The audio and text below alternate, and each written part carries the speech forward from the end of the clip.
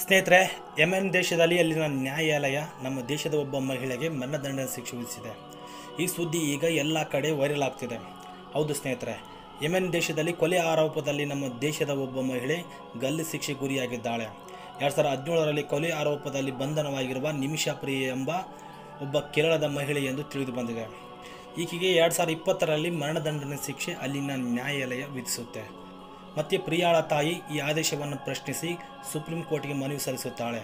ಆದರೆ 2023ರಲ್ಲಿ ಮನವಿಯನ್ನು ಯೆಮೆನ್ ನ್ಯಾಯಾಲಯವು ತಿರಸ್ಕಾರ ಮಾಡುತ್ತೆ. ಇದೀಗ ನಿಮಿಷಾ ಪ್ರಿಯಾಗೆ ಮರಣದಂಡನೆ ದಿನಾಂಕವನ್ನು ಘೋಷಿಸಲಾಗಿದೆ. ಹೌದು, ಅದು ಇದೇ ಜುಲೈ 16ರಂದು ವರದಿಯಾಗಿದೆ. ಸ್ನೇಹಿತರೆ, ಈ ಮರಣದಂಡನೆ ಶಿಕ್ಷೆ ಗುರಿಯಾಗಿರುವ ಈ ಪ್ರಿಯಾಳ ಕಥೆ ಬಗ್ಗೆ ಹೇಳೋದಾದರೆ, ಈಕೆ ಕೇರಳದ ಪಲಕ್ಕಾಡ್ ಎಂಬ ಒಂದು ಜಿಲ್ಲೆಯಲ್ಲಿ ಬಡ ಕುಟುಂಬದಲ್ಲಿ ಹುಟ್ಟಿದವಳು. ಬಡತನ ಕುಟುಂಬ ನೋಡಿ ಸ್ವಲ್ಪ ಆರ್ಥಿಕವಾಗಿ ಸದೃಢ ಆಗಬೇಕೆಂಬುದು ಇವಳಿಗೆ ಚಿಕ್ಕಂದಿನಿಂದಲೂ ಇರುವ ಆಸೆ.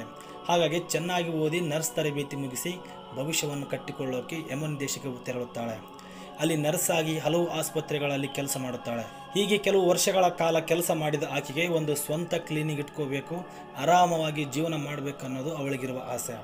ಕೊನೆಗೆ ಒಂದು ಸ್ವಂತ ಕ್ಲಿನಿಕ್ ಏನಾದರೂ ಮಾಡೋಣ ಅಂತ ಹೇಳಿ ನಿರ್ಧಾರ ಮಾಡುತ್ತಾಳೆ. ಅಲ್ಲಿ ಸುಮಾರು ದಿನಗಳಿಂದ ಪರಿಚಯ ಇರುವ ಒಬ್ಬ ಮುಸ್ಲಿಂ ಮಹಿದಿ ಎಂಬ ವ್ಯಕ್ತಿಯನ್ನು ಈಕೆ ಭೇಟಿ ಆಗ್ತಾಳೆ.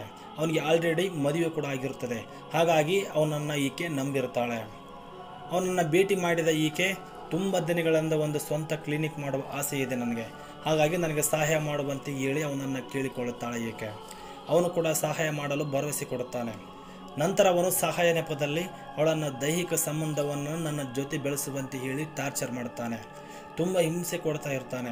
ಕೊನೆಗೆ ಅವಳನ್ನು ದೈಹಿಕವಾಗಿ ಬೆಳೆಸಿಕೊಳ್ಳುತ್ತಾನೆ. ಕೊನೆಗೆ ಅವನ ಟಾರ್ಚರ್ ತಾಳಲಾರದ ಪ್ರಿಯ ಪೊಲೀಸರಿಗೆ ಕಂಪ್ಲೇಂಟ್ ಮಾಡುತ್ತಾಳೆ. ಅವನನ್ನು ಪೊಲೀಸರು ಬಂಧಿಸಿ ಸುಮಾರು ದಿನಗಳ ಕಾಲ ಜೈಲಲ್ಲಿಡುತ್ತಾರೆ. ಕೊನೆಗೆ ಅವನು ಜೈಲಿನಿಂದ 2017ರಲ್ಲಿ ಬಿಡುಗಡೆಯಾಗಿ ಬರ್ತಾನೆ.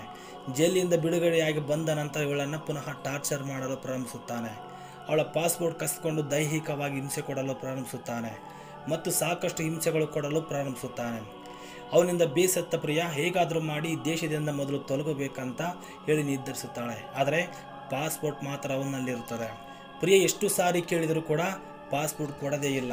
ಹಾಗಾಗಿ ಒಂದು ಪ್ಲ್ಯಾನ್ ಮಾಡ್ತಾಳೆ ಪ್ರಿಯ. ಅವನಿಗೆ ರಾತ್ರಿ ನಿದ್ರೆ ಮಾತ್ರೆ ಕೊಟ್ಟು ಮಲಗಿಸ್ತಾಳೆ. ಆದರೆ ಆ ನಿದ್ರೆ ಮಾತ್ರೆಯಿಂದ ಓವರ್ ಡೋಸಿನಿಂದಾಗಿ ಅವನು ಸತ್ತು ಹೋಗಿರ್ತಾನೆ. ಇದನ್ನು ಬೆಳಿಗ್ಗೆ ನೋಡಿದ ಪ್ರಿಯಾಳಿಗೆ ಭಯವಾಗುತ್ತದೆ. ಏನು ಮಾಡಬೇಕೆಂಬುದು ತೋಚೋದಿಲ್ಲ. ಹಾಗಾಗಿ ತನ್ನ ಒಬ್ಬ ಸ್ನೇಹಿತೆಗೆ ಎಲ್ಲ ವಿಷಯ ತಿಳಿಸುತ್ತಾಳೆ. ತನ್ನ ಸ್ನೇಹಿತೆ ತಾನು ಸೇರಿ ಈ ದೇಹವನ್ನು ಎಲ್ಲಾದರೂ ಮಾಯ ಮಾಡಬೇಕಂತ ಪ್ರಯತ್ನ ಪಡುತ್ತಾಳೆ. ಆ ಪ್ರಯತ್ನದಲ್ಲಿ ಪೊಲೀಸರ ಕೈಯಲ್ಲಿ ಇಬ್ಬರು ಸಿಕ್ಕಿ ಹಾಕಿಕೊಳ್ಳುತ್ತಾರೆ.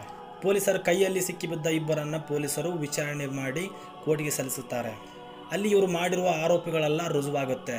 2020ರಲ್ಲಿ ಅಲ್ಲಿನ ನ್ಯಾಯಾಲಯ ಈಕೆಗೆ ಮರಣದಂಡನೆ ಶಿಕ್ಷೆ ವಿಧಿಸುತ್ತದೆ ಮತ್ತು ಪ್ರಿಯಾಳ ಸ್ನೇಹಿತೆಗೆ ಜೀವಾವಧಿ ಶಿಕ್ಷೆ ವಿಧಿಸುತ್ತದೆ. ಈಗ ಪ್ರಿಯಾಳ ಗಲ್ಲಿಗೇರಿಸುವ ದಿನಾಂಕವನ್ನು ಅಲ್ಲಿನ ನ್ಯಾಯಾಲಯ ಘೋಷಿಸಲಾಗಿದೆ. ಜುಲೈ 16ರಂದು ಈಕೆಗೆ ಗಲ್ಲು ಶಿಕ್ಷೆಗೆ ಗುರಿಪಡಿಸಬೇಕೆಂದು ದಿನಾಂಕವನ್ನು ನಿಗದಿಪಡಿಸಲಾಗಿದೆ. ಸ್ನೇಹಿತರೆ, ಇದು ಪ್ರಿಯಾಳ ಸ್ಟೋರಿ. ಈ ಸ್ಟೋರಿ ಕೇಳಿ ನಿಮಗೆ ಏನು ಅನ್ನಿಸ್ತು ಕಾಮೆಂಟ್ ಮಾಡಿ.